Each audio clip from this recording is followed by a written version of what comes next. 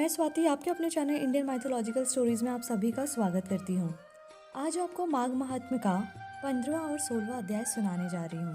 दत्तात्रेय जी कहने लगे कि हे राजन, प्रजापति ने पापों के नाश के लिए प्रयाग तीर्थ की रचना की। सफेद गंगा जी और काली यमुना जी के जल की धारा में स्नान का महात्मा भली प्रकार सुनो। जो इस संगम में माघ महात्म्य स्नान करता है वह गर्भ योनि में नहीं आता। भगवान विष्णु की दुर्गम माया माघ में प्रयाग तीर्थ पर सब नष्ट कर देती है। माघ मास में प्रयाग में स्नान करने से मनुष्य अच्छे भोगों को भोगकर ब्रह्मा को प्राप्त होता है। माघ मास तथा मकर के सूर्य में जो प्रयाग में स्नान करता है उसके पुण्यों की गिनती चित्रगुप्त भी नहीं कर सकता। 100 वर्ष तक निराहार रहकर जो पुण्य प्राप्त होता है वही फल माघ मास में 3 दिन प्रयाग में स्नान करने से होता है। जो फल 100 वर्ष तक योग अभ्यास करने से मिलता है। जैसे सर्व पुरानी केचुलों के छोड़कर नया रूप ग्रहण करता है, वैसे ही माघ मास में स्नान करने से मनुष्य पापों को छोड़कर स्वर्ग को प्राप्त होता है। परंतु गंगा यमुना के संगम में स्नान करने से हजारों गुना फल मिलता है। हे राजन, जिसको अमृत कहते हैं वह यह त्रिवेणी ही है। ब्रह्मा, शिव, रुद्र, आदित्य, मरुदगण, गंधर्व, लोकपाल, यक्ष, गुहाक, किन्नर, अणिमादि गुणों से सिद्ध तत्वज्ञानी ब्राह्मणी, पार्वती, लक्ष्मी, सची, नैना, दिति, अदिति, संपूर्ण देव पत्नियां तथा नागों की स्त्रियों, घृताची, मेनका, उर्वशी, रंभा, तिलोत्तमा, अप्सरा गण और सब पितर मनुष्य गण, कलयुग में गुप्त और सतयुग आदि में प्रत्यक्ष सब देवता माघ मास में स्नान करने के लिए आते हैं। इन दिनों माघ मास में प्रयाग में स्नान करने से जो फल मिलता है वह ईश्वर ही कह सकता है। मनुष्य में कहने की शक्ति नहीं है। हजारों अश्वमेध यज्ञ करने से भी यह फल प्राप्त नहीं होता। पूर्व समय में कांचन मालिनी ने इस स्नान का फल राक्षस को दिया था और इससे वह पापी मुक्त हो गया था। इसी से यह अध्याय समाप्त होता है। 16वें अध्याय में कार्तवीर्य जी कहने लगे कि हे भगवान, वह राक्षस कौन था और कांचन मालिनी कौन थी? उसने अपना धर्म कैसे दिया और उनका साथ कैसे हुआ? हे ऋषि, अत्रि ऋषि की संतानों के सूर्य, यह कथा सुनाकर मेरा कौतूहल दूर कीजिए। तब दत्तात्रेय जी कहने लगे कि हे राजन, इस पुरातन विचित्र इतिहास को सुनो।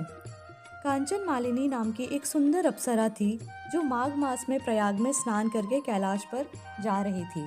तब उसको मार्ग में जाते हुए हिमालय के कुंज से एक घीर राक्षस ने देखा। उस सोने जैसे तेज वाली, सुंदर कटी वाली, बड़े बड़े नेत्रों वाली, चंद्रमुखी, सुंदर केश और पीना पियोधर वाली सुंदर अप्सरा को देखकर उस राक्षस ने कहा कि हे सुंदरी, कमल नयनी, तुम कौन हो और कहाँ से आ रही हो? तुम्हारे वस्त्र और वेणी भीगी क्यों हैं? तुम आकाश मार्ग से कहाँ जाती हो और किस पुण्य के प्रताप से तुम्हारा शरीर ऐसा तेजस्वी और रूप ऐसा मनोहर है?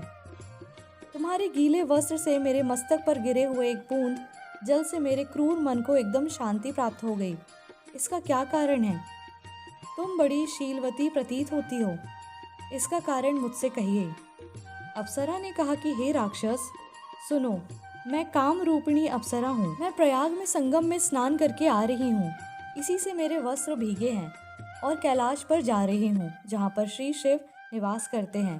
त्रिवेणी के जल से मेरी सब क्रूरता दूर हो गई, जिसके पुण्य के प्रभाव से मैं इतनी सुंदर और पार्वती जी की प्रिय सखी हुई।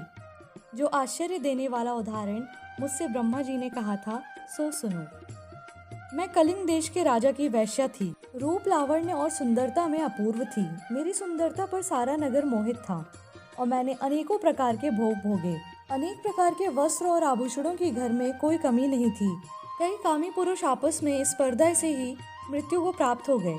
इस तरह उस नगर में बड़ी सुंदरता से यौवन व्यतीत हुआ और मैं वृद्धावस्था को प्राप्त हो गई। तब मेरे मन में विचार उत्पन्न हुआ कि मैंने अपनी सारी आयु पापों में ही व्यतीत कर दी। धर्म का कोई कार्य, दान, तप, यज्ञ आदि नहीं किया। शिव या दुर्गा की उपासना नहीं की, न कभी विष्णु भगवान की पूजन नहीं किया। इस प्रकार अशांत चित्त से मैंने एक ब्राह्मण की शरण ली जो वेदों का ज्ञाता और ब्रह्मनिष्ठ था। मैंने उनसे पूछा कि मेरा निस्तार किस प्रकार हो सकता है। महाराज, साधु सज्जन अच्छे और बुरे सभी पर दया करते हैं, इसलिए मुझ दीन पर भी कृपा करके मुझ कीचड़ में डूबी हुई को पकड़कर उबारिए। क्षीर सागर क्या हंस को ही दूध देता है, बतख को नहीं देता? तब वह ब्राह्मण राजा का पुरोहित इन सब बातों को सुनकर मुझ पर दया करके कहने लगा कि तू ब्रह्मा के क्षेत्र प्रयाग में जाकर माघ मास में त्रिवेणी संगम में स्नान कर, परंतु मन में अशुभ क्रिया का विचार नहीं करना। पापों के नाश के लिए महर्षियों ने तीर्थ स्थान से अधिक और कोई प्रायश्चित नहीं बतलाया। प्रयाग में स्नान करने से तू अवश्य पवित्र होकर स्वर्ग को जाएगी। हे भामिनी, पुराने समय में गौतम ऋषि की स्त्री को देखकर इंद्र ने काम में वशीभूत होकर कपट वेश में उससे भोग किया था। इसलिए ऋषि द्वारा श्राप दिया गया और उसका शरीर अत्यंत लज्जा युक्त हजारों भागों वाला हो गया।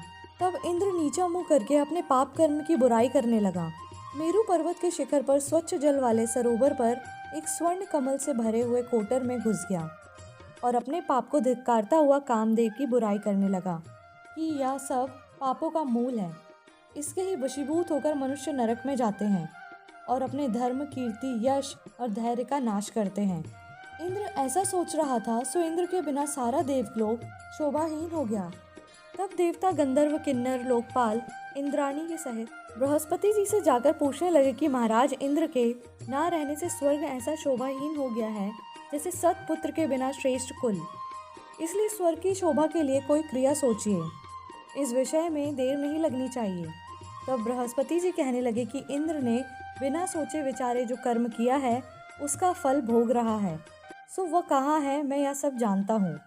फिर गुरुजी ने सबको साथ लेकर स्वर्ण कमलों से युक्त बड़े सरोवर में इंद्र को देखा, जिसका मुख मलिन और आंखें बंद थीं। तब इंद्र ने बृहस्पति जी के चरणों को पकड़कर कहा कि इस पाप से उद्धार करके आप मेरी रक्षा कीजिए। तब बृहस्पति जी ने इंद्र से कहा कि प्रयाग में स्नान करने से ही तुम पाप मुक्त हो जाओगे। तब इंद्र सहित सबने ही प्रयाग में जाकर संगम में स्नान किया और त्रिवेणी स्नान से इंद्र पाप मुक्त हो गए। तब बृहस्पति जी ने इंद्र को वरदान दिया कि तुम्हारे शरीर में जितने भाग हैं वो सब नेत्र हो जाएं। तब इंद्र ब्राह्मण के वर से 1000 नेत्रों से ऐसा सुशोभित हुआ जैसे मानसरोवर में कमल शोभायमान होता है।